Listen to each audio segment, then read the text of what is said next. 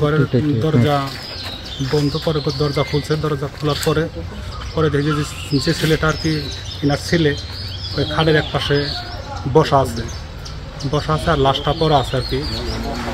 পরে দেখা হলো মাথায় আঘাত খাইছে, মাথায় তিন জায়গায় ইঞ্জুরি আছে, ডাইন হাত ভাঙ্গা। হয়তো মনে হয় হাত পেরে হয়তো দস্তাদস্তি করার কারণে মনে হয় পুরো ধাক্কা দিছে, ওই ওয়ালের সাথে মনে হয় মাথা বাড়ি নিয়ে গিয়ে পুরা। পরে আমরা শিবপুর থানায় নিয়ে আসছি, ওখান থেকে আবার মর্গে এখানে আসছি। ছেলে আছে শিবপুর হাজতখানে আছে। আমরা ঘুমিয়েছিলাম, সকালবেলা যা বাসায় গেছে, বাসায় যে লোকজন ডাকাডাকি করতেছে যে উনি মারা গেছে।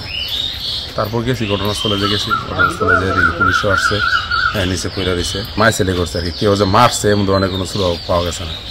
ছেলেকে বলা হয়েছে, ছেলে বলতেছে যে না পিছলা খেয়ে পড়া বাড়ি খেয়ে মারা গেছে। আমি ঢাকা ছিলাম, আমি গাড়ি চালাই, মনন্তী পরিবহন চালাই। সকালে আমার থেকে আমার ছোটো বোন ফোন বলতেছে যে ভাইয়া বাপি মারা গেছে। এটুকু বলছে। আমি কীভাবে? তুমি বাড়িতে আসো। বাড়িতে যাই দেখি পুলিশ গেছে।